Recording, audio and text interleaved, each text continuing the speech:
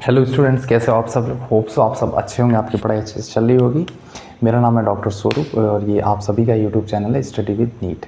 तो last lecture में अपने देखा था बोहर एटॉमिक मॉडल, उसको समझा था, उसके पॉस्टुलेट समझे थे और उसके रेडियस कैसे निकालनी है, वेलोसिटी कैसे निकालनी है, दोनों फार्मूला उसका अपने डेरिवेशन करा था। ठीक है, तो अब अपन एक दो इसके सवाल कर लेते हैं बोहर एटॉमिक मॉडल के ऊपर। ठीक है, देखो सवाल क्या है। Calculate the radius ratio of second excited state of hydrogen and first excited state of lithium +2। मतलब रेडियस का रेशियो पूछ रहा है। ठीक है, first excited state of hydrogen and second excited state of hydrogen and first excited state of lithium +2।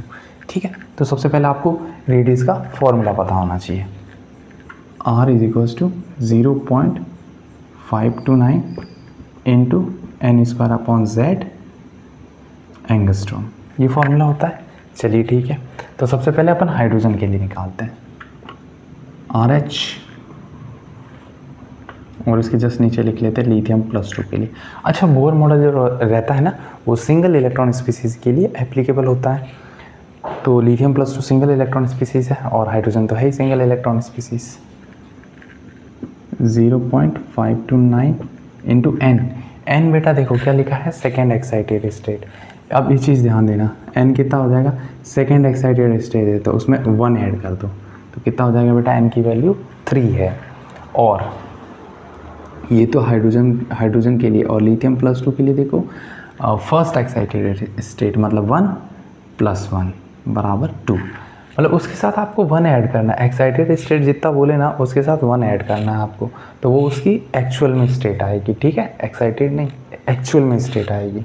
तो hydrogen के लिए कितनी, वो थर्ड स्टेट है और लिथियम के लिए वो सेकेंड स्टेट है। ठीक है, अब देखो यहाँ पे n² n की जगह हाइड्रोजन के लिए कितना लिख दूँ बेटा, 3 का स्क्वायर, और हाइड्रोजन का Z तो 1 होता है। ठीक है, ओके। लिथियम के लिए बेटा 0.529, n कितना लिखूँ बेटा, 2 का स्क्वायर, और लिथियम का Z कितना होता है, हाइड्रोजन हीलियम लिथियम 3। देखो 0.529 से 0.529 कट गया क्योंकि अपने को रेशियो चाहिए। तो radius of hydrogen upon radius of lithium +2 is equals to 3 का स्क्वायर कितना हो गया बेटा, 9 अपॉन 2 का स्क्वायर हो गया 4 और 3 नीचे, अभी 3 इसके पास आ जाएगा। 9 इंटू 3 डिवाइड बाई 4, 9 3 जा 27 डिवाइड बाई 4। तो रेडियस का रेशियो क्या आएगा बेटा, 27/4। बहुत सिंपल सवाल था। ठीक है, बस रेडियस का फॉर्मूला निकाल रख करके उसका रेशियो निकालना था। ठीक है, okay.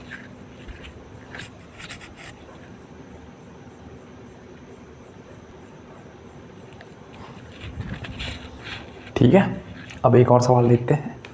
How much time an electron will take for 1 complete revolution in second orbit of helium plus. देखो क्या सवाल कह रहा है कि एक इलेक्ट्रॉन एक पूरा राउंड कंप्लीट करता है, 1 कंप्लीट रिवोल्यूशन, तो उसका कितना टाइम लगेगा। ठीक है, अब देखो कितना टाइम लगेगा, रेडियस है r, इसकी वेलोसिटी है बेटा इलेक्ट्रॉन की क्या, v। इस तरीके से एक पूरा सर्कल कंप्लीट करता है। ठीक है, तो देखो टाइम का फॉर्मूला क्या होता है, is equals to distance upon velocity. अब बेटा डिस्टेंस क्या, एक पूरे कंप्लीट रिवोल्यूशन में इलेक्ट्रॉन ने कितनी डिस्टेंस कवर करी, 2πr। भाई सर्कल के सरकमफेरेंस के बराबर ही करेगा ना, सर्कल के सरकमफेरेंस के बराबर ही करेगा। ठीक है, 2πr। वेलोसिटी क्या होगी, v। अब दोनों का फॉर्मूला लिख लो आप, 2π, पाई हो गया बेटा 22.7। रेडियस क्या होती है बेटा, 0.529 into n², second orbit, n², second orbit, second का हो गया 4, n² बाई z।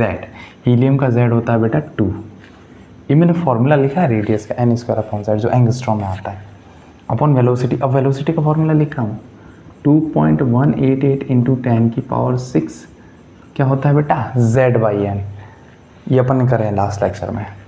z कितना हीलियम का बेटा 2, n कितना है बेटा 2। ठीक है, 2 से 2 कटा, 2 2 ज़ा 4। अब इनको मल्टीप्लाई कर दो। ठीक है, इसको लगभग ना बेटा 2.2 मान लो, इसको क्या मान लो 2.2। तो टाइम कितना आएगा 2 × 22/7 अपॉन 2.2 × 10⁶। मैंने इसको 2.2 मान लिया ना उसको, ताकि वो काट जाए, इंटू 0.529 × 2 आ गया। इसको कट किया, डेसिमल था तो ऊपर आ गया 10। ठीक है, अब इनको कट करो, 2 2 से कितना हो गया बेटा 4 × 10 × 0.529 डिवाइड बाई 7। अब 10⁶ ऊपर आगे हो जाएगा बेटा 10⁻⁻6 सेकेंड। अब इसको कट कर लो, 4 को मल्टीप्लाई कर दो इसके, 9 4 × 36 3 4 2 × 8 11 1 5 4 × 20 21। 3 के बाद डेसिमल है, 3 के बाद डेसिमल इंटू 10⁻⁻5 हो गया, -6 था और 10 यहाँ वाला चला गया। ठीक है, सेकेंड। अब कट कर लो, ये डेसिमल हटा लो बेटा, तो यहाँ पे कितना बना लो 10⁻⁻8। डेसिमल के बाद 3 नंबर है तो 3 0 नीचे के ऊपर आके हो गया 10⁻⁻8। कितना हो गया 7 3 × 21 7 2 × 14। हाँ, एक रखेंगे ना तो आएगा 302। फिर जो भी बचा डेसिमल 3 5 मान लो इंटू 10⁻⁻8 सेकेंड, ये आएगा 302.5 × 10⁻⁻8 सेकेंड। एवं परफेक्ट नहीं निकाल सकते, परफेक्ट निकालेंगे तो भी डेसिमल में आएगा, तो इसके अप्रॉक्सीमेटली आंसर होगा टाइम का। ठीक है, ये ध्यान रखना। तो